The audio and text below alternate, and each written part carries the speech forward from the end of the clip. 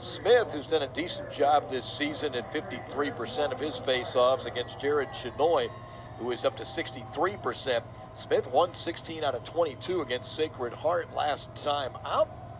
And we'll get things started here this afternoon. As always, an important part of the matchup when we get to the X and who can win that. And the first draw this afternoon looks as though it'll be possessed by Smith, and Fairfield will start on the offensive end. And I think a better indicator for Smith, actually. Playing out of the CAA. Not played a conference game just yet. Their first conference game will be March 18th against Hofstra. They'll still have to play against Providence, Bryant, and Binghamton as they control this draw. Yeah, Smith's been good on the first two draws. And Bryce Ford, who scored that goal, is the guy that's probably most often going to have the ball in his stick below the goal line extended, and he was able to take advantage of that. So Chenoy now looking for his first win today at the X. It's going to be a violation right off the setup, and it'll get to be Richmond's possession. Played most of his collegiate. He's a grad student. Played most of that lacrosse at Hobart. It almost appeared that Fairfield was in a little bit of a zone there. We'll keep an eye on that as we go on here. But they slid out to Dalton Young so quickly that they were able to get that skip pass in behind those two defenders. That's what opens those passing lanes. Flag comes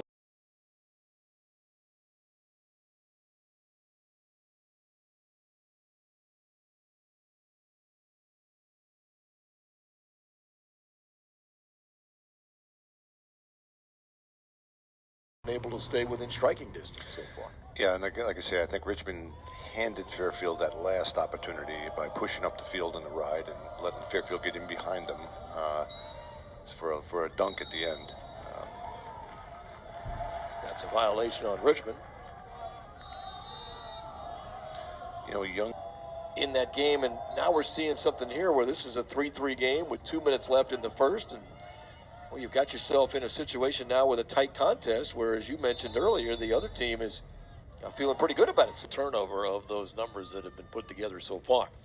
So, first few minutes of the quarter in the book, we'll go to quarter number 2, and right now we're all even at 3 apiece. Sun peeking out again today.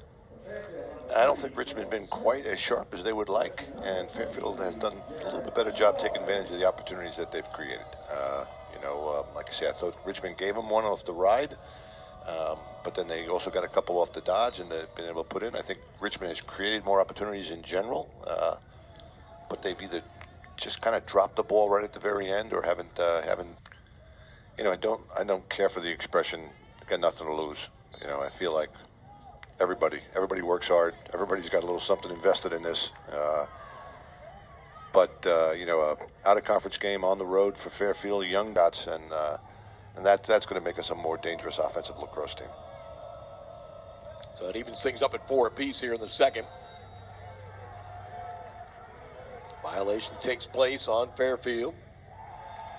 Also, and in a game like this in which you're sort of, a little bit of a struggle to put the ball in the back of the net, it's nice to see some other people step up and make plays and continue to take some of the heat. There's been more pressure on him put on by Fairfield this time. He received the pass from out front. That allowed him to be more free to work as Gooley scoops up another ground ball there.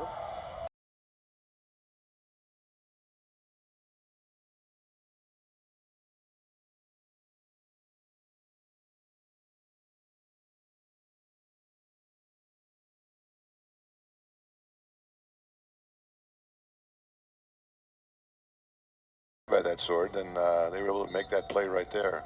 That's one of those ones where oftentimes as a coach you're saying on the sideline, you're thinking, no, yes, nicely done. You're getting a flag on Smith again, I believe, as his scramble with Chenoy results in a flag.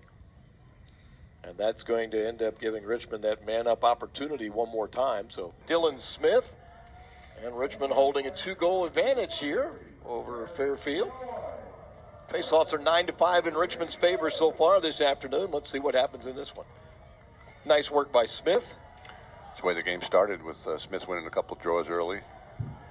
And Chenoy checks it free. Stags were looking for a foul there maybe, but I think Chenoy made a nice play.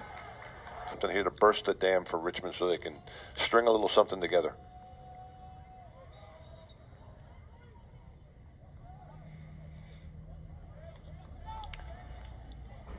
Smith seems to be put in your pocket, and late in the game, we need to get one.